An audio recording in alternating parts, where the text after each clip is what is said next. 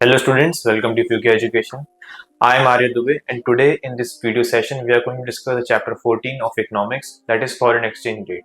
हम इस वीडियो में स्पेसिफिकली आज मल्टीपल चॉइस क्वेश्चन जो हैं उनको डिस्कस करेंगे। तो चालू करते हैं सबसे पहले क्वेश्चन से। पहला question, the price of one currency in terms of another currency is called. तो यहाँ पे हमसे एक एक्सचेंज रेट के बारे में पूछा गया है कि जब हम एक करेंसी को, किसी भी कोई सी करेंसी हो सकती है, उसको जब दूसरी करेंसी में कन्वर्ट करते हैं तो उस एक्सचेंज रेट को या उस कॉस्ट को हम क्या कहते हैं। ओके, एक एक करके देखते हैं यहाँ पे ऑप्शंस। पहला फॉरेन एक्सचेंज रेट, दूसरा फ्लेक्सिबल रेट ऑफ एक्सचेंज, तीसरा current rate of exchange, D none of the above. तो इसका जो करेक्ट आंसर रहेगा वो रहेगा फॉरेन एक्सचेंज रेट, जहां पे आप जो है एक करेंसी को दूसरी करेंसी में कन्वर्ट करते हैं। किसी भी कंट्री करेंसी को आप दूसरी करेंसी में कन्वर्ट करने के लिए जो भी प्राइस पे करते हैं उसी को आप क्या बोलते हैं, foreign exchange rate. For example, अगर हम मान के चलते हैं कि एक यूएस डॉलर की वैल्यू अगर इंडियन रुपीज में कन्वर्ट करी जाए तो 80 रुपीज है, तो यहाँ पे अगर मुझे एक यूएस डॉलर लेना होगा तो मैं उसके लिए 80 रुपीज पे करूंगा। यहाँ पे जो 80 रुपीज में जो पे करूंगा ये मेरा क्या कहलाएगा, foreign exchange rate, the price which I will be paying for converting my rupees into dollar. Next question पे आगे बढ़ते हैं। The decrease in the value of domestic currency in relation to foreign currency due to fluctuation in the foreign exchange rate। यानी कि अब यहाँ पे बोला गया कि जब डोमेस्टिक करेंसी की जो वैल्यू है जब उसमें डिक्रीज होता है, जब कंपेयर किया जाए किसी भी फॉरेन करेंसी के कारण, तो उस फ्लक्चुएशन को हम क्या कहते हैं, currency due to fluctuation in the foreign exchange rate, है ना। कुछ भी हो सकता है। ऐसे अगर मैं एग्जांपल लूं तो यहाँ पे अगर हमारे पास एक यूएस डॉलर है और एक यूएस डॉलर की अगर वैल्यू 80 रुपीज है, तो अगर मैं बोलूं यहाँ पे कि अगर रुपीज की वैल्यू फॉल हो जाती है तो किस तरीके से वो कुछ दिखेगा, यहाँ पे 75 रुपीज, यानी कि 85 रुपीज। ओके, तो इस केस में बोल सकता हूँ कि क्या हुआ है, जो आपको क्वेश्चन ने सजेस्ट किया, the decrease in the value of domestic currency in relation to foreign currency due to fluctuation in the foreign exchange rate, है ना। तो आप देख सकते हैं पहला केस जब एक यूएस डॉलर की वैल्यू कितनी थी, 80 रुपीज, और दूसरा केस जब एक यूएस डॉलर की वैल्यू कितनी हो गई, 85 रुपीज। इस केस में बोल सकते हैं कि रुपीज जो है उसकी वैल्यू जो है वो घट गई, यानी कि गिर गई। किससे कंपेरिजन में, यूएस डॉलर के कंपेरिजन में। वहीं पे जहां पे हमें एक यूएस डॉलर को परचेज करने के लिए 80 रुपीज देने पड़ रहे थे, अब हमें थोड़ा ज्यादा प्राइस पे करना पड़ रहा है। इसका मतलब ये है कि जो रुपीज है वो वीक हो गया है, किसके अगेंस्ट, डॉलर के अगेंस्ट। तो इस चीज को हम क्या बोलते हैं, डिवैल्यूएशन, एप्रिसिएशन या फिर डेप्रिसिएशन। तो इसका जो करेक्ट आंसर रहेगा वो रहेगा सी, डेप्रिसिएशन। हम इस प्रोसेस को क्या बोलते हैं, करेंसी डेप्रिसिएशन। वहीं पे करेंसी एप्रिसिएशन जब होता है, जब इसका उल्टा वाइस वर्सा होता है, यानी कि जब करेंसी की वैल्यू बढ़ जाती है। और डिवैल्यूएशन भी सिमिलर कंसेप्ट है डेप्रिसिएशन से, लेकिन वो एक अलग मेथड में होता है, वो एक फिक्स्ड एक्सचेंज मेथड में होता है। नेक्स्ट आएंगे फिर हम third, due to depreciation of domestic currency. Okay, अब यहाँ पे आपसे क्वेश्चन पूछा गया कि डोमेस्टिक करेंसी अगर डेप्रिशिएट होती है तो हमें क्या चेंजेस देखने को मिलते हैं, एक्सपोर्ट बढ़ता है, इंपोर्ट बढ़ता है, एक्सपोर्ट गिरता है, या नॉन ऑफ द अबव। तो इसका जो करेक्ट आंसर रहेगा वो रहेगा एक्सपोर्ट्स जो है वो बढ़ जाते हैं किसी भी कंट्री के। अब यहाँ पे हम वापस से डॉलर और रुपीस का एग्जांपल लेते हैं कि आपके पास एक डॉलर है और उसकी वैल्यू थी 80 रुपीज। तो आप यहाँ पे ऐसा मान के चलें कि आप इंडिया में कोई ट्रेडर है और आप बाहर जो है यूएस में कुछ गुड्स सेल कर रहे थे, कोई गुड्स आपसे खरीद रहा था। वो आपसे $1 के गुड्स खरीदने के लिए पहले 80 रुपीज रिसीव कर रहा था, पर क्या हुआ, करेंसी डेप्रिशिएट हुई, यानी कि अब वो $1 के गुड्स आपसे खरीदेगा और उसे बदले में कितना मिलेगा, उसको बदले में आप 85 रुपीज से गुड्स जो है वो मिलेंगे। यानी कि उसको डॉलर प्राइस सेम पे करना पड़ रहा है, लेकिन अब जो उसको गुड्स है वो सिमिलर कितने, 85 के मिलेंगे। बेनिफिट यहाँ पे जो है वो उसको मिलेगा जो अब हमसे गुड्स खरीद रहा है, यानी कि जो गुड्स इंपोर्ट करा रहा है। तो यानी कि ओवरऑल वो अब $1 में ज्यादा गुड्स खरीद पाएगा 85 रुपीज के, इसलिए यहाँ पे जो एक्सपोर्ट्स है वो ओवरऑल बढ़ जाएंगे। नेक्स्ट क्वेश्चन पे आते हैं, the increase in the value of domestic currency in relation to foreign currency due to fluctuation in foreign exchange rate is called. यानी कि अब यहाँ पे क्या बोला गया, यहाँ पे बोला गया इंक्रीज, अगर किसी भी डोमेस्टिक करेंसी की वैल्यू बढ़ रही है किसी फॉरेन करेंसी के रिलेशन में, तो हम उस फॉरेन एक्सचेंज रेट को क्या कहते हैं। तो अब यहाँ पे जो एग्जांपल लेंगे, हम यहाँ पे लेंगे कि एक यूएस डॉलर है आपके पास और एक यूएस डॉलर की वैल्यू जैसे अगर हम मान के चलें 80 रुपीज थी। अब मैं बोलूँ कि रुपीज जो है वो एप्रिशिएट हो गए, यानी कि उसकी वैल्यू जो है वो बढ़ गई। तो किस तरीके से वो नजर आएगा, कुछ इस तरीके से, यानी कि अब एक यूएस डॉलर के लिए अब हमें 75 रुपीज जो है वो पे करना पड़ेगा। यानी कि उसे $1 को खरीदने के लिए अब हमें कम रुपीज जो है पे करना पड़ेगा। इसका मतलब क्या है कि यहाँ पे रुपीज जो है वो स्ट्रांग हो गया है डॉलर के अगेंस्ट, यानी कि अब हमें उतने रुपीज पे करने की जरूरत नहीं जितना पहले हमें पे करना पड़ता था $1 को परचेज करने के लिए। तो इस प्रोसेस को हम क्या बोलते हैं, डेप्रिसिएशन, डिवैल्यूएशन, एप्रिसिएशन या फिर रिवैल्यूएशन। तो दोनों डेप्रिसिएशन और डिवैल्यूएशन जो होते हैं वो तब होते हैं जब किसी भी डोमेस्टिक करेंसी की वैल्यू घट जाती है ना। दोनों के दोनों मेथड जो है उनका मतलब सेम होता है, बस ये अलग अलग जगह पे होते हैं। यहाँ पे जैसे कि डेप्रिसिएशन जो है वो फ्लेक्सिबल एक्सचेंज रेट में होता है और डिवैल्यूएशन फिक्स्ड एक्सचेंज रेट में होता है। यहाँ पे हम जो बात कर रहे हैं वो मार्केट की बात कर रहे हैं, मार्केट फ्लक्चुएशंस यानी कि फ्लेक्सिबल एक्सचेंज रेट के अंदर। अप्रिसिएशन और रिवैल्यूएशन का भी मतलब वही होता है कि जब करेंसी की वैल्यू बढ़ जाती है, पर यहाँ पे इसका जो करेक्ट आंसर रहेगा वो रहेगा सी, एप्रिसिएशन, जहां पे करेंसी की वैल्यू इंक्रीज हो रही है ना, एक फ्री मार्केट में, फ्लेक्सिबल मार्केट में। नेक्स्ट है due to appreciation of domestic currency क्या होगा, है ना। तो यहाँ पे दिया एक्सपोर्ट राइज, इंपोर्ट फॉल्स या फिर नॉन ऑफ द अबव। ठीक है, किसी भी करेंसी, कोई भी करेंसी, डोमेस्टिक करेंसी वो एप्रिशिएट हो गई। वापस से अपना वो एग्जांपल ले लीजिए, $1 था, उसकी वैल्यू कितनी थी, 80 रुपीज थी। करेंसी एप्रिसिएशन होगा यानी कि $1 है, अब उसकी वैल्यू कितनी हो जाएगी, 75 हो जाएगी। यहाँ पे हम बोल सकते हैं कि रुपीज जो है उसकी वैल्यू जो है वो एप्रिशिएट हो गई है। तो एक्सपोर्ट इंपोर्ट पे क्या फर्क आएगा, तो यहाँ पे जो करेक्ट आंसर रहेगा वो रहेगा इंपोर्ट्स जो है वो बढ़ जाएंगे, है ना। अब आप सोचिए कि आप इंडिया में हैं और आप यूएस से कोई सामान खरीद रहे हैं, है ना। पहले आप यूएस से $1 की कोई भी कमोडिटी को खरीदने के लिए 80 रुपीज पे करते थे, लेकिन अब आपको सेम वो $1 की कमोडिटी को खरीदने के लिए 75 रुपीज जो है वो पे करना पड़ रहा है। तो बेनिफिट किसको है, बेनिफिट उसको है जो इंपोर्ट कर रहा है यहाँ इंडिया से, यूएस से जो भी गुड्स उसे लेने हैं। तो इस केस में आपको करेंसी एप्रिसिएशन में आप चाहेंगे कि अब आप और गुड्स खरीदें बिकॉज आपके लिए अब वो चीप हो चुका है।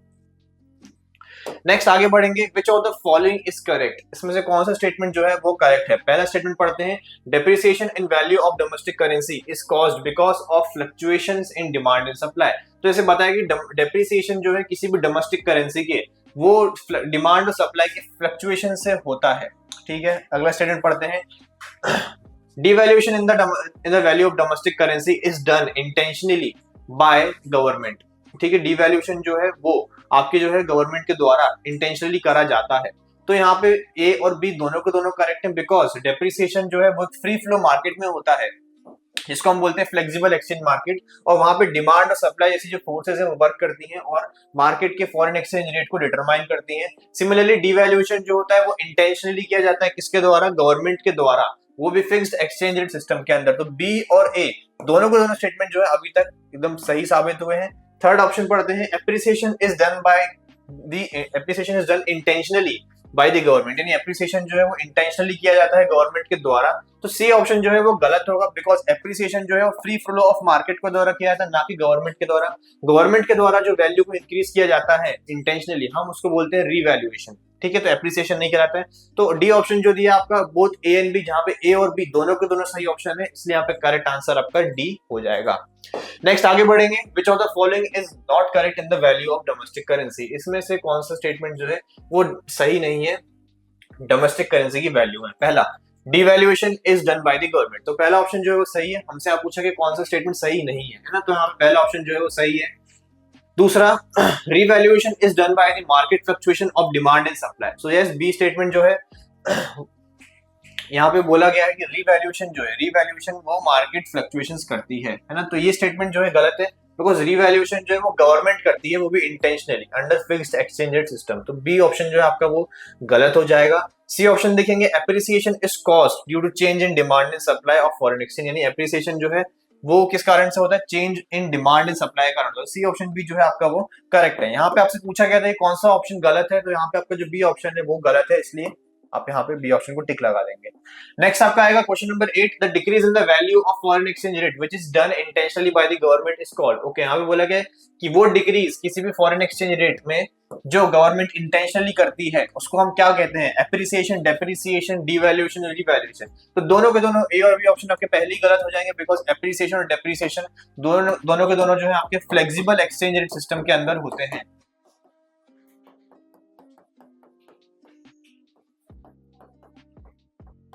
फ्लेक्सिबल एक्सचेंज रेट के अंदर होते हैं, और वहीं पे डिवैल्यूएशन, रिवैल्यूएशन जो है ये गवर्नमेंट के थ्रू किए जाते हैं, और इसको हम बोलते हैं fixed exchange rate system, fixed exchange rate system. ठीक है, अब आप यहाँ पे देखें, यहाँ पे क्वेश्चन में क्या बोला गया था, डिक्रीज के बारे में बात करी थी। डिवैल्यूएशन का मतलब होता है इंक्रीज कर देना और डिवैल्यूएशन का मतलब होता है इंक्रीज कर देना। तो यहाँ पे जो करेक्ट आंसर है आपका वो हो जाएगा सी, डिवैल्यूएशन। आगे बढ़ते हैं नेक्स्ट क्वेश्चन पे, the increase in the value of foreign exchange rate which is done bye intentionally by the government. वापस से आप देखें, यहाँ पे स्टेटमेंट दिया है इंटेंशनली बाय द गवर्नमेंट, यानी आप फिक्स्ड एक्सचेंज रेट सिस्टम के अंदर जो चीजें आती हैं आप उनको लेंगे। एप्रिसिएशन डेप्रिसिएशन पहले ही आपके गलत हो जाएंगे। और यहाँ पे क्या बोला गया इस बार बोला गया है इंक्रीज, तो इसलिए आपका यहाँ पे करेक्ट आंसर जो है वो हो जाएगा सी, रिवैल्यूएशन। नेक्स्ट आगे बढ़ेंगे, devaluation takes place under which system. Devaluation जो है वो किस सिस्टम के अंदर आता है ना। तो अभी मैं क्लियर से हम जो क्वेश्चन डिस्कस कर रहे हैं, मैंने आपको उसमें एक एक करके हर एक का मेथड बताया है ना। ये कौन सा डिवैल्यूएशन किस सिस्टम के अंदर आता है, डेप्रिसिएशन किस सिस्टम के अंदर आता है। तो यहाँ पे देखें, fixed exchange rate system, flexible exchange rate system, managed floating exchange rate system, या फिर नन ऑफ द अबव। तो यहाँ पे आपका जो बी ऑप्शन है वो तो गलत हो जाएगा, because flexible exchange rate system के अंदर डेप्रिसिएशन और एप्रिसिएशन आता है, और वहीं पे मैनेज्ड फ्लोटिंग सिस्टम के अंदर दोनों ही कम मिक्स रहता है, एक हाइब्रिड सिस्टम रहता है। तो इसलिए सी और बी दोनों गलत हो जाएंगे। यहाँ पे आपका जो करेक्ट आंसर रहेगा वो रहेगा ए, फिक्स्ड एक्सचेंज रेट सिस्टम, जहां पे डिवैल्यूएशन और रिवैल्यूएशन दोनों के दोनों आते हैं। नेक्स्ट क्वेश्चन है, the value of the US dollar $1 has increased from ₹60 to $70। It means, ठीक है, तो यहाँ पे बताया गया कि $1 था, $1 की वैल्यू 60 रुपए से 70 रुपए हो गई। तो ये किस चीज का एग्जाम्पल है? पहला, रुपी हैज एप्रिशिएटेड, दूसरा rupee has depreciated, both A and B, या नॉन ऑफ द अबव। तो ठीक है, आप देखें ऐसे क्वेश्चंस में यूजुअली इसका आंसर जो है वो एक ही होता है, या तो एप्रिशिएट किया होगा या तो डेप्रिशिएट किया होगा। तो ऐसे ऑप्शन यानी सी, बोथ ए एंड बी जो है वो करेक्ट नहीं होते हैं। ठीक है, अब यहाँ पे देखिए, पहले हमें $1 को परचेस करने के लिए 60 रुपीज पे करना पड़ रहा था, अब हमें उसी सेम डॉलर को पे करने के लिए 70 रुपीज पे करना पड़ रहा है। तो आप देखें यहाँ पे लॉस कौन सफर कर रहा है, लॉस वो सफर कर रहा है जो रुपीज हेल्ड करता है, जिसके पास रुपीज है ना। काफी सारे लोग इसको देखेंगे और बोलेंगे कि एक एप्रिसिएशन का एग्जांपल है, क्योंकि देखिए नंबर यहाँ बढ़ रहे हैं, 60 रुपए 70 रुपए बढ़ रहा है। लेकिन यहीं पे गलती करते हैं हम, यहाँ पे जो करेक्ट आंसर रहेगा वो रहेगा बी, डेप्रिसिएटेड, बिकॉज अब आपको ज्यादा रुपीज पे करना पड़ रहा है उसी सेम डॉलर को परचेज करने के लिए, और कहीं ना कहीं रुपए की वैल्यू जो है वो गिरी है, घटी है, डेप्रिशिएट हुई, यानी कि रुपए जो है वो डॉलर के अगेंस्ट वीक हो गया है। ओके, तो कभी भी ऐसा अच्छा केस नहीं माना जाता जब रुपए की वैल्यू बढ़ जाती है किसी भी फॉरेन करेंसी के अगेंस्ट। फिर नेक्स्ट देखेंगे हम, the value of the US dollar has fallen from 70 to 68। अब यहाँ पे पूछा गया कि कौन सा एग्जांपल है। वापस से आप देखें, यहाँ पे आपको दिया currency is depreciated, currency is appreciated, C both A and B, या D none of the above. तो देखें यहाँ पे बोथ ए एंड बी, ऐसे क्वेश्चंस का आंसर यूजुअली एक ही होता है, डेप्रिसिएशन एप्रिसिएशन, कभी भी दोनों साथ में नहीं हो सकते, इसलिए सी ऑप्शन को पहले गलत कर देंगे। अब यहाँ पे जो एग्जांपल देखेंगे आप यहाँ पे देख सकते हैं कि अब हमें कम रुपए पे करना पड़ रहा है उसी सेम डॉलर को परचेज करने के लिए, उसी सेम डॉलर की वर्थ की इक्विवेलेंट कमोडिटी को परचेज करने के लिए। आपने पहले 70 रुपीज पे करते थे $1 को खरीदने के लिए, अब आप कम रुपए पे कर रहे हैं। किसको बेनिफिट हो रहा है? जो रुपए होल्ड करके रखा है उसको ज्यादा बेनिफिट हो रहा है, बिकॉज अब उसको कम रुपए पे करना पड़ रहा है। इसका मतलब हम क्या समझ सकते हैं? इससे ये समझ सकते हैं कि रुपए कहीं ना कहीं स्ट्रांग हो गया है डॉलर की अगेंस्ट। ओके, तो आप यहाँ पे जो करेक्ट आंसर वो रहेगा क्या? B, currency is appreciated. Next question पे आते हैं, flexible exchange rate system is also known as pegging exchange rate system, floating exchange rate system, या फिर डर्टी फ्लोटिंग। तो यहाँ पे आपसे पूछा गया कि और कौन कौन से इनको नाम से हम बोलते हैं। तो पेगिंग एक्सचेंज रेट और डर्टी फ्लोटिंग जो है वो आपके ऑप्शंस नहीं रहेंगे, बिकॉज एक आपका फिक्स्ड है और एक आपका मैनेज्ड फ्लोटिंग रेट सिस्टम है। जब ए और सी नहीं रहेंगे तब डी, यहाँ पे बोथ बी एंड सी दिया है, बोथ भी नहीं हो सकता। इसका करेक्ट आंसर जो है वो रहेगा floating exchange rate system, because flexible exchange rate system में कोई भी एक एक्सटर्नल फोर्स नहीं होती है जो मार्केट रेट्स को इंटरफेयर करती है, जैसे गवर्नमेंट वहां पे इंटरवीन नहीं करती है। यहाँ पे रेट्स जो है वो अपने आप फ्रीली डिसाइड किए जाते हैं, इसलिए यहाँ पे वर्ड फ्लोटिंग भी हम इसको बोलते हैं, फ्लेक्सिबल को फ्लोटिंग भी हम कहते हैं। नेक्स्ट क्वेश्चन पे आते हैं, managed floating is also known as. Managed floating को हम क्या कहते हैं? Pegging exchange rate system, floating exchange rate system, dirty floating, या ऑल ऑफ द अबव। तो यहाँ पे आपका जो करेक्ट आंसर रहेगा वो रहेगा सी, डर्टी फ्लोटिंग, है ना। मैनेज्ड फ्लोटिंग को हम डर्टी फ्लोटिंग भी कहते हैं। नेक्स्ट आ जाएंगे, When the value of a currency is fixed in terms of some other currency, it is called। जब हम किसी एक करेंसी की वैल्यू को दूसरी करेंसी की वैल्यू के साथ जोड़ देते हैं ना, फॉर कंपैरिजन, जैसे कि हम डॉलर को रुपीस के साथ जोड़ दें तो हम बोल सकते हैं कि उसको क्या कहेंगे। यहाँ पे आपको ऑप्शंस दिए हैं, parity value, free value, money value, none of the above. तो एक ही इसका आंसर हो रहेगा पैरिटी वैल्यू। पैरिटी वैल्यू हम यूजुअली तब करते हैं जब हमें किसी करेंसी की वैल्यू का जो वर्थ है उसका ट्रैक रखना होता है ना, तो हम यूजुअली कोई एक करेंसी को, प्रेफरेबली ज्यादातर वो यूएस डॉलर्स होती है, तो उसके साथ हम उसको जोड़ देते हैं, है ना। फ्री वैल्यू, मनी वैल्यू जैसा कुछ भी कोई चीज नहीं होती है। Okay okay, so I hope आपको सारे क्वेश्चंस जो मैंने इस वीडियो में डिस्कस करे वो समझ में आए होंगे। अगर आपको इन क्वेश्चंस के रिगार्डिंग कोई भी डाउट होता है तो अपने डाउट जो है आप कमेंट सेक्शन में पूछ सकते हैं। ऑल्सो मैंने इसी सेम फॉर्मेट में बाकी चैप्टर्स को भी इस चैनल पे कवर किया है, तो आप चैनल पे जाके जो है प्लेलिस्ट चेकआउट कर सकते हैं। And download the Fuki education app today and don't forget to like, share and subscribe. Thank you.